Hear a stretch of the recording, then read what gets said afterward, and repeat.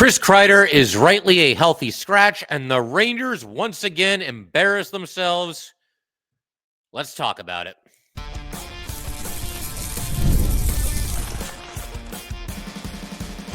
You're Locked on the New York Rangers, your daily podcast on the New York Rangers.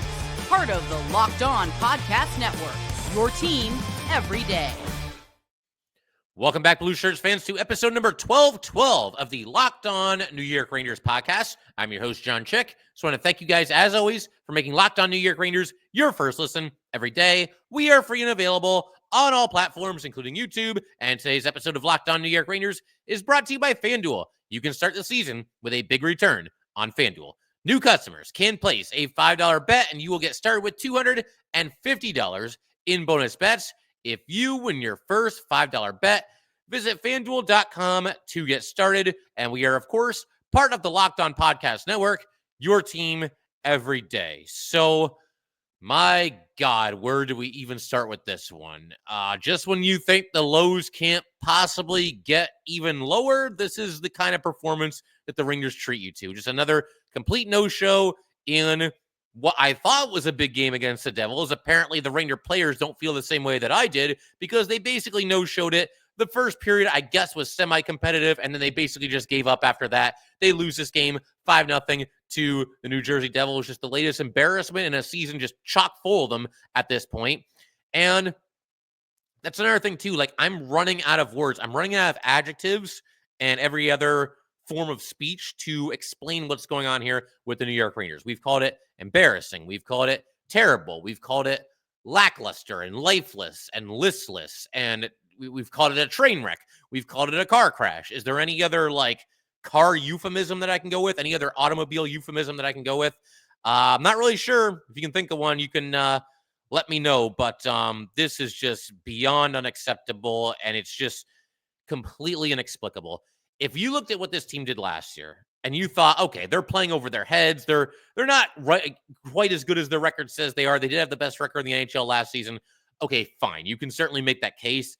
I don't think even the biggest Ranger pessimistic fan in the world, the biggest pessimist among all Ranger fans, and there are certainly those that are out there, I don't think anyone could have envisioned it going this badly this season, especially when the season got off to a good start, 5-0-1, and it wasn't perfect, but they were finding a way to win games early this season. And for more than a month now, I'm saying probably about 6 weeks at this point, it has just been a nightmare. Just an extended period of just atrocious hockey. And this is a team that, again, did what they did last year. I don't need to list the accolades and everything. You guys know what they did last year. And just a complete 180. Everything that was fun, enjoyable, likable about this team last year, it is completely gone. It is evaporated. And the craziest part about that, like I said, it's mostly the same team.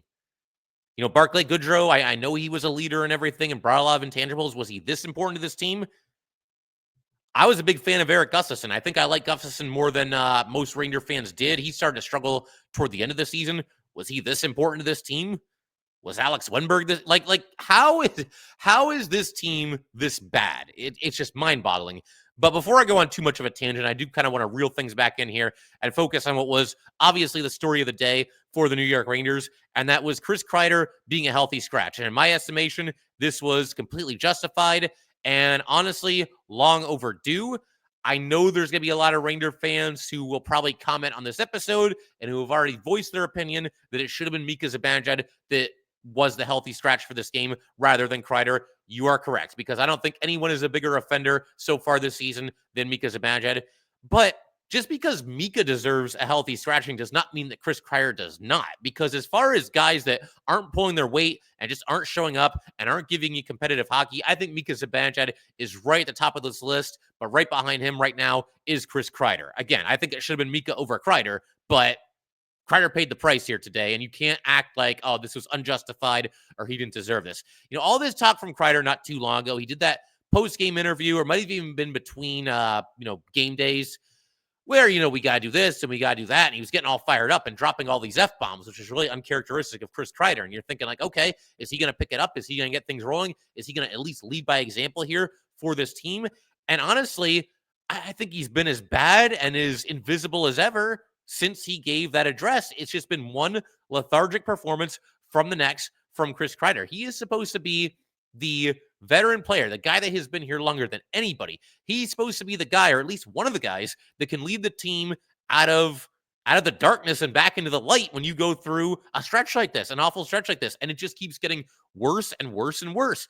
And just as sure as we gave credit to the Ranger leaders last season for a lot of the things that the Rangers accomplished, we have to go after them this season for all their shortcomings and all their failures so far this season. This team just continues to spiral, and they are getting nothing from the guys that are supposed to be leading the way from them. It's not just Kreider. Let's acknowledge that right here and right now. Kreider's not the only problem, just like Jacob Trouba was not the only problem, just like Mika Zibanejad is not the only problem. But this team has a lot of issues right now, and somebody had to pay the price. And like I said, that ends up being Chris Kreider on today's game. He's having a season where he's mostly been in a top 6 role. I know they've juggled the lines a little bit recently. Whichever line Chris Kreider is on right now, basically all season, is routinely getting outplayed by the Rangers' 4th line. I think that pretty much sums it up. And that's not even an exaggeration. That's literally what's happening. Kreider in the last bunch of games, however far you want to go back, let's say the last 17 games here so I can really make my point. Last 17 games, Chris Kreider has scored a grand total of 3 goals and has 1 assist. He has at least one of those goals is an empty netter. And the assist, by the way, that happened in the Pittsburgh game. That is still the only assist that Chris Kreider has all season. And yet I see people going to bat for Chris Kreider. And I'm usually one of the people going to bat for Chris Kreider. I have defended him game in and game out, season in and season out over the years here on Locked On New York Rangers. I think he's obviously had a fantastic career. He's had a lot of big moments for the Rangers in the playoffs. And somebody who stuck things out with the Rangers when they were going through a rebuild. I don't think he gets enough credit for that. But my God, for people that have a big problem with him being scratched, other than, it should have been Mika, what defense are you coming up with for Chris Kreider recently and how he's played? This guy has 1 assist in 30 games this season. How is that even possible? How do you not luck your way into 2 or 3 assists by now, especially when you're routinely on the top power play unit? God knows we can't touch the power play unit until they finally did today. But how is that even conceivable? In this game alone, the Devils had 8 different players pick up at least 1 assist. All 8 of those guys did as much or more in the assist department as Chris Kreider has done the entire season. Here's a list of players in the NHL this season that have more assists than Chris Kreider. Buckle up for some of these names, okay? I just wrote down a whole bunch of them. The way things have gone, and I don't want this to sound like I'm kicking Chris Kreider when he's down, but the point has to be made. I've been as patient as I can be. We're 30 games into the season. This team is in a tailspin, and Kreider just keeps getting worse and worse as the season progresses. And you could say that for a lot of players on this Ranger team, no doubt about that, but it certainly applies to him as well. So here's a list of players this season that have more assists than Kreider.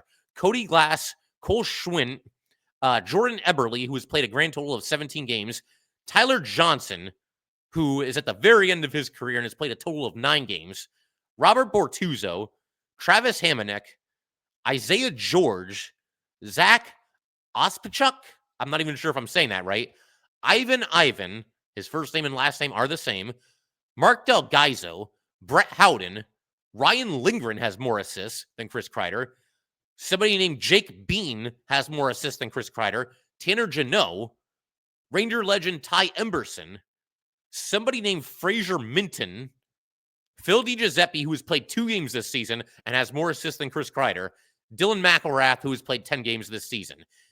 Get ready for this stat that I'm going to throw at you because nothing can prepare you for this. So far this season, the way things stand right now, and there's games ongoing right now, so this number can change, but as of right now, as of this recording, there are more than 600 players. More than 600 players in the NHL this season that have more assists than Chris Kreider. That's a fact.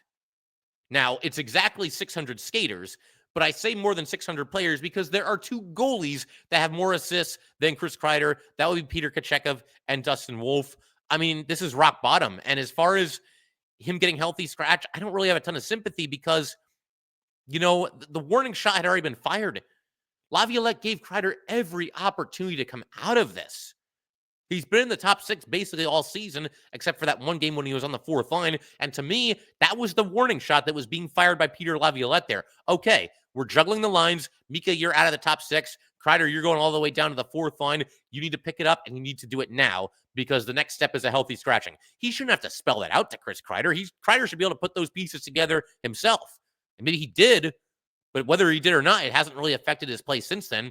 They moved him back up to the 2nd line after that one game on the 4th line, and it's been more of the same lethargic play that we've seen from him pretty much the entire season. So Laviolette has given Kreider plenty of chances, probably too many if we're really being honest here.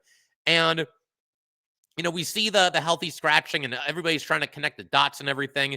And the question becomes, okay, does this mean that Kreider is going to get traded? Now, the NHL roster freeze is in effect right now for the holiday season here, and my understanding is it will unfreeze on the 28th, which is Saturday.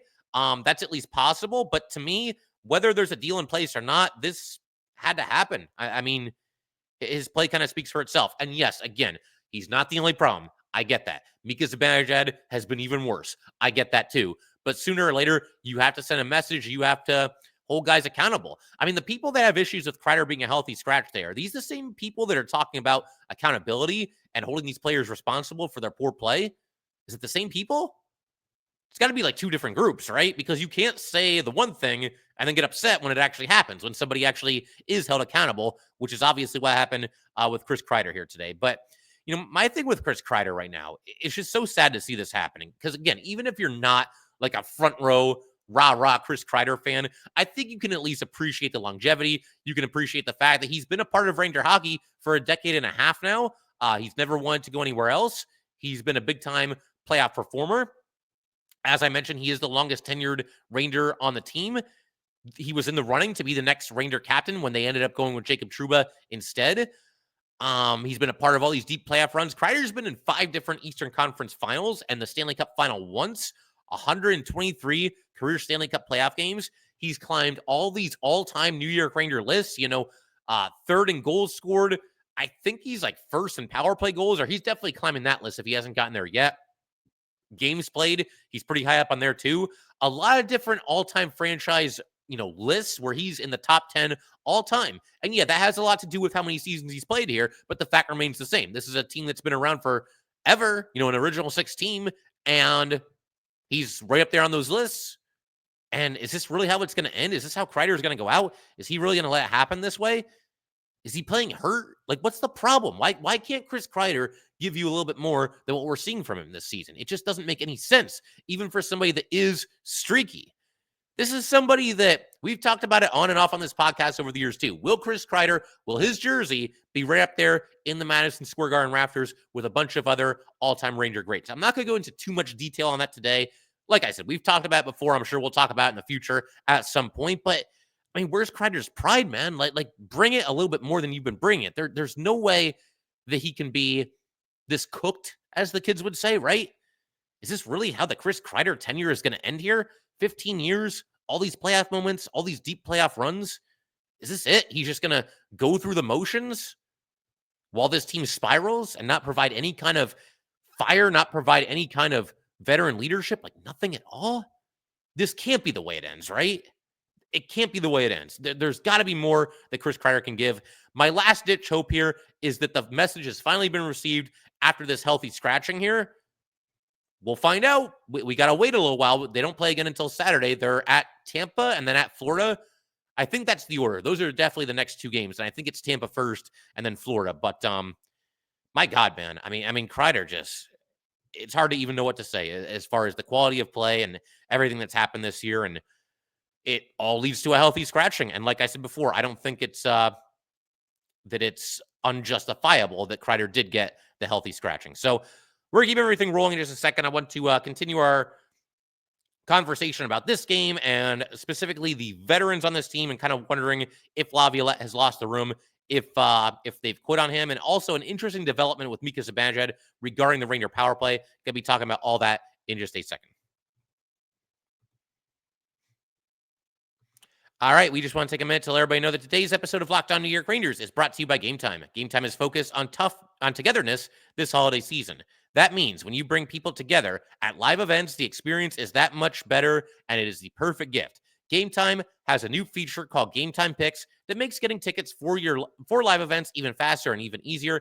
Gametime Picks filters out the fluff to show you only incredible deals on great seats so that you do not have to waste time searching through thousands and thousands of tickets. You get Gametime Picks. Creation makes it easier to save more on sports, concerts, comedy, theater, etc., all in pricing. Toggling this feature shows the total upfront with no surprise fees at checkout. Seat views, get a panoramic view from your seat in the app before you buy. Love that feature, by the way. The lowest price guarantee or Gametime will credit you 110% of the difference. Take the guesswork out of buying tickets with Gametime. Download the Gametime app, create an account, and use code LOCKEDONNHL for $20 off your first purchase. Terms apply. Again, create an account and redeem code LOCKEDONNHL for $20 off. Download Gametime today. What time is it? It is Gametime. Okay, let's go ahead and keep everything rolling here on Locked On New York Rangers. Huge shout out to the everydayers, as always, for enduring this just wonderful brand of hockey that the Rangers are putting forth over the last, handful of weeks here. So, no, in all seriousness, it does mean a lot that you guys stick with this, even through the dark times with this team. I wanted to shift our attention to Peter Laviolette and how many more games like this he can possibly survive. And you wonder, is his personality now at odds with some of the Ranger veterans on this team? Because this was something that was a little bit of a concern before last season when he was hired. He's got this fiery persona and somebody that obviously demands a heck of a lot out of his players. That's kind of been his reputation. I would say tough but fair is the best way to describe Peter Laviolette over the years, coaching this team, coaching that team. And I think all of us had at least some concern with him and how he's going to mesh with some of these Ranger veterans who aren't necessarily the most vocal. A lot of guys that I think we could generously call lead by example type players coming into this season. Now, I mean, they're just not leading at all. But, there was some concern there about how they were going to mesh. Would they contrast with each other last season? It never came to fruition last year in terms of there being like a clash of personalities or anything like that. But it's pretty apparent now that these guys just are not following Peter Laviolette the same way that they did last season. Last year, they bought in. They obviously bought into his system. They bought into his message. They bought into the idea of urgency every single game and accountability and whatnot. And now it just seems like they've basically tuned him out, quit, call it whatever you want to call it. But it's basically a rerun. And I've mentioned this before. It's basically a rerun of what we saw with Gerard Gallant. Gerard Gallant comes in here. Rangers are this fun, young, upstart team that goes on this magical run through the playoffs. Now, it does end in the Eastern Conference Final, but the future's bright. We got our coach. We got our core group of players here. We're going to get ourselves a Stanley Cup in the next couple of seasons. And the next year, they eventually made the playoffs, at least with Gerard Gallant in year 2. But around this time of the year, they were just playing some god-awful hockey. They eventually got it together and started playing better. But same thing. Immediate success with Gallant. Basically quit on him in year 2. Now it's a rerun. Immediate success with Laviolette, basically quitting on him in year 2. Now, Laviolette in this game did try some different things. Obviously, the Kreider scratching was first and foremost, but they did finally reconfigure the power play units at least a little bit. I guess going 1 for 23 does finally necessitate some change, which is exactly what we saw. The way that Mika Zibanejad was used, or rather not used on the power play, I thought was very interesting in this game. There weren't really a lot of people talking about this on the broadcast or even on social media, but the first power play was very strange for the Rangers because this is after a tussle, and we'll get to some of the extracurriculars in a little bit here. But the first power play, you're going to start a man up here, the 2 minutes for the Rangers. You obviously don't have Kreider for all the reasons that we just covered. He's not playing in this game. Trocheck and Panarin were both in the penalty box at the same time here. There was a whole, scuffle between the Rangers and Devils. So we saw a total just random mishmash of players out there. Mika Zibanejad was one of them, but you're down 3 of the normal 5 guys that are usually on your top power play unit. But the second power play unit, or the second power play rather, that the Rangers got in this game, this is what really got my attention. So they start this power play. The 5 players that are out there are Trocheck, Lafreniere and Fox, and Panarin, and Cooley. So you've got Lafreniere and Cooley, the 2 new guys on the top unit here. No Mika Zibanejad on that top power play unit. And for this power play only, Mika wasn't even on the second unit because the second unit got out there with about 25 seconds or so to go. and you had Hedl, Smith, Edstrom, Lafreniere, and Jones. So maybe Lafreniere hadn't gotten to the bench, and maybe Mika would have taken his spot. That's entirely possible, but still interesting to see Mika not get a single second of power play time for the full 2 minutes there. From that point on in the game, it looked like Mika Zibanejad was on the second unit, and they continue to roll with a top unit of Panarin, Fox, Trocheck, Cooley, and Hedl, which I think is exactly what it should be. Not to say that any of these guys had a great... I mean, nobody on this team played well in this game. Not a single guy on this roster had a good game here. But I think going forward, you got to try something different, and I would probably go with these very 5 players. Even when everybody's healthy and everybody's good to go, these should be the 5. Get Mika and Kreider off of this top power play unit and send them to the second unit, and hopefully they can maybe contribute there. I mean, who knows? I guess crazier things have happened, right? But yeah, I mean, to bring this full circle to Peter Laviolette, I don't know how much longer he can survive this. I don't know how many complete no-shows, complete lethargic performances, complete mental checkouts your team can have before the sword eventually falls. And I've said all along here, I think Peter Laviolette is to blame less for this than the players. I think he's to blame for this less than Chris Drury. But with all that said, he is the head coach. When the team's playing this badly, the head coach is never free of any blame whatsoever. And Peter Laviolette is no exception. I will say, though, a new coach for this core group of players is better than what they deserve. Because if you do an in-season coaching change, which is beginning to look more and more likely with every atrocious performance that goes by here, if you do that, you are now giving this core group of Rangers their 4th head coach in the last 5 years. And the truly insane part about that is that there are 2 appearances in the Eastern Conference Final right in the middle of all that. Like that doesn't even seem conceivable, possible in any way. How do you do this? How do you go from one coach to the next? A new coach every 6 months, it seems, but you also have 3 playoff appearances and 2 deep runs where you get this close to making it to the Stanley Cup final. Only the Rangers, man. They are the only franchise in the NHL that could pull off something like this. And that might end up being exactly what happens, because sooner or later, somebody's going to have to pay for this. And it's unfortunate. I don't even know who the head coach would be. I mean, who would even want to coach this group at this point? Look at what's going on here over the last handful of seasons here. They get their coaches fired. I mean, that's basically what happens. But you see mental mistakes. There was twice in this game where the Rangers took a penalty for too many men on the ice. The Devils scored on both of them. The Devils had 3 power play goals in this game. So the one thing that this team does well, killing penalties, they didn't even do that well in this game here today. But they had a too many men on the ice penalty the day before as well. How does this keep happening? Just lack of focus? Lack of communication from the coaching staff? Do these guys know which line they're on?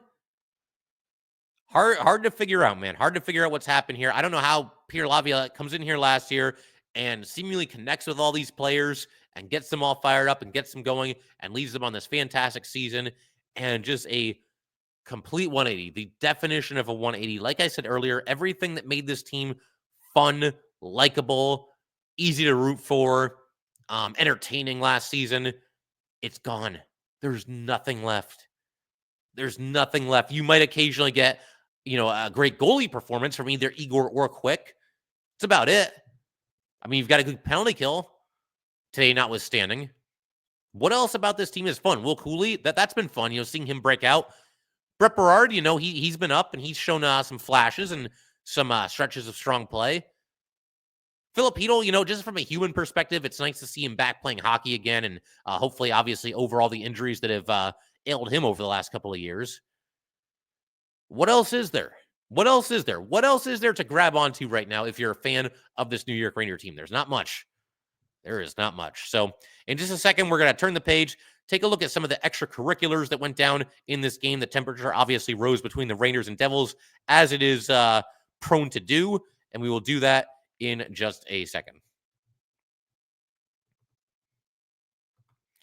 All right, we just want to take a minute to let you guys know today's episode of Locked On New York Rangers is brought to you by FanDuel. The NFL playoffs are almost here, but it's not too late to get in on the regular season action with FanDuel, America's #1 sportsbook. Because right now, new customers can finish the season with $250 in bonus bets if your first $5 bet wins.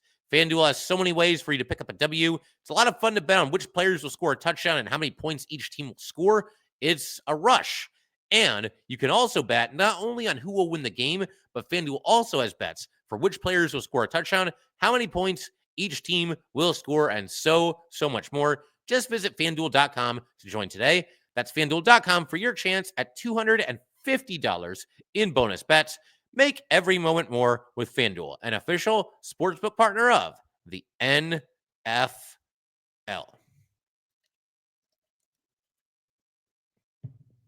All right, we just want to go ahead and thank you guys as always for tuning in. And I want to go ahead and shift our attention to the extracurriculars in this game. The temperature rose early and often. I mean, for 2 periods. The temperature was up for 2 periods. By the 3rd period, the Rangers just couldn't wait to get out of there and start their holiday break, and nobody will convince me otherwise. But the temperature was high early. There was a situation where Timo Meier literally cross-checked Panarin so hard that he broke his stick over Panarin. You got Fox and Lindgren mixing it up with a couple of different players on the Devils, and Panarin ends up in a wrestling match with Timo Meier, and they're kind of going back and forth, and Panarin's jersey is, being pulled off, and they eventually crash to the ice. I mean, good for Panarin for at least, trying to do something to stand up for himself, to get this team going in some kind of a way here. He obviously has not been his best lately either, but, they're in a wrestling match, and I'm watching this, and I'm thinking like, okay, how does this not get you fired up if you're a player on this Ranger team? The superstar players in there trying to tangle with somebody who's like twice his size, obviously taller than him, heavier than him, stronger than him, and he's not backing down an inch. And if nothing else, I mean, he at least kind of like wrestled him down to the ice with him. Where was the receipt for Timo Meier in this game? And I'm not saying, before anybody jumps on that, I'm not saying you do something illegal. I'm not saying that you cross-check somebody in the throat like Dawson Mercer did today. We saw that. I'm not saying that you like try to end somebody's career, nothing like that. But how do you not, if you're a player on this Ranger team, at some point later in this game, get in Timo Meier's face, push him around a little bit, lay in a really strong but really clean hit, say something to him, chirp him, do something. There wasn't really anything for Timo Meier. And then Timo Meier ends up scoring later in the game, and it's just adding insult to injury at that point. Yeah, man, no kind of a receipt for Timo Meier after, the best player on the Ranger team gets dragged onto the ice and gets cross-checked by him. Then there was a situation where we saw Adam Fox mixing it up with Nico Hischier, and then the next thing you know, there's a fight elsewhere on the ice between Sam Carrick and Dylan. Now, Carrick's giving up a lot of size here. Dylan landed a bunch of jabs early here. Carrick landed a few punches. I think overall, if you watch this fight, you got to give the edge to Dylan. But man, did Carrick hang in there. This is somebody that's bigger than him, certainly had a reach advantage as far as I could tell anyway. And Carrick eventually came back and, threw a couple of punches, landed a couple of punches. Like I said, Dylan won the fight, but Carrick hung in there really tough. And you know what, man? Sam Carrick can stay next season. Sam Carrick is not going to make or break your franchise. I think we all know that and we all understand that. But as far as like a 4-fine center is concerned, he's been fine, dude. Like there's people that like go on social media and they'll say like, oh, Sam Carrick is terrible. What do you expect? A point per game production? He's here to be the 4th line center, and he's doing everything that he's supposed to do. He's contributing to the penalty kill. He's winning faceoffs. He's mixing it up with guys. In this case, he's getting into a fight. It's fine. He's making like $1 million a season. It's fine. He can stay next season. He's signed for another 2 seasons. We'll see if he's here for the duration of that contract, but at least he's showing a pulse here. At least he's showing some fight. And then we get to the second period, and the hostilities are not over. This is the play that I was talking about earlier. Vakanainen is down on the ice all of a sudden, and you can see that it's because Mercer blatantly cross-checked him in the throat. I would love to see the reaction. And for the record, I'm not blaming the refs. No 2 referees in the history of hockey would have made any difference in the outcome of this game. But you can't tell me this wasn't a penalty. You can't tell me that this isn't something that honestly is pretty close to being a 5-minute major and very well could have been. Mercer cross-checked Vakanainen in the throat. Nothing is called. So that gets you annoyed right away there. It's a cheap shot and something should have been done. But I would just love to know what the reaction would have been among Ranger haters and certainly the league if Matt Rempe did this. If Matt Rempe did what Dawson Mercer did here, especially after his latest suspension, and Rempe rightfully was suspended. I think 8 games is a little much, but the suspension is warranted. If Rempe did that, he might have been kicked out of the league. We're talking like 20, 25 games. Like, I don't think that's like really that outlandish of a thing to say, because with Rempe, they continue to make an example out of him, or so it seems. 8 games for this last thing that he did, I thought was a little bit much. Mercer does this, nothing's going to happen to him, and that's unfortunate as well. Like I said, wouldn't make a single solitary bit of difference in the outcome of this game, but that was so annoying to see that and see it go completely uncalled. Lafreniere and Siegenthaler, they were mixing up the entire game. We saw Vakanainen, to his credit, went back after Mercer a little bit later in the game. The two of them were talking after an icing, and Joe actually speculated that maybe Mercer was like apologizing for that. It's at least possible. I don't know. I mean, like I said, it was chippy for a while until the Rangers basically just kind of gave up. But, you see this chippiness, you see this feistiness, you see the fighting, and that's all well and good. But nothing snaps this team out of it. Nothing has the desired result. Nothing gives this team a spark. Nothing lights a fire under this team anymore. Whether it's, Matt Rempe being called up and him getting into a fight, or him dishing out a big hit, whether it's Vincent Trocheck throwing down. He obviously dropped the gloves early in this game and he got into a fight and got the 5-minute major. He mentioned after the game that he doesn't consciously look to do that to get the guys going, but given the situation that he was in, he figured that it had to happen. And that's Trocheck's second fight in not a whole lot of time here. Couldn't have been more than like 5 or 6 games ago that we saw Trocheck get into a fight as well. Yeah, man, it's just bad. Nothing really sparks this team. Nothing lights a fire, and I see some people saying like, oh, why do the Rangers think that fighting is going to get them out of this? How do they think that that's going to solve their bad power play? And how do they think that's going to solve the underachieving veteran players? It doesn't. But you have to start somewhere. You have to show some kind of a pulse. You have to give off the impression that these players on the Rangers actually breathe oxygen and drink water, that they're actual human beings out there with emotions. You got to do something to rattle the cage a little bit, to fire these guys up a little bit, which is becoming a seemingly impossible task. You've got to try something. And, Trocheck, if you want to use him as an example, he's not the first player to try to fire his team up by getting into a fight. He won't be the last one either. We saw Carrick do the same thing. It didn't work. You got to try something. It's got to start somewhere. But the Rangers just, they didn't seem to build on that in any meaningful way, the rest of the game. So it is what it is. They lose again, another embarrassing performance. And I just want to wish you guys, before we call it here, very happy holiday season. Stay safe. Have fun with family, friends, the whole 9 yards. Get away from this team for a couple days. I'm going to do the best I can to take my own advice, because we do have the holiday break here, and I'll be back on like Friday or Saturday to do a new episode. But my God, man, I think at this point we all need a break. So, yep, that'll do it for today. Thanks as always for tuning in, and I will see you next time.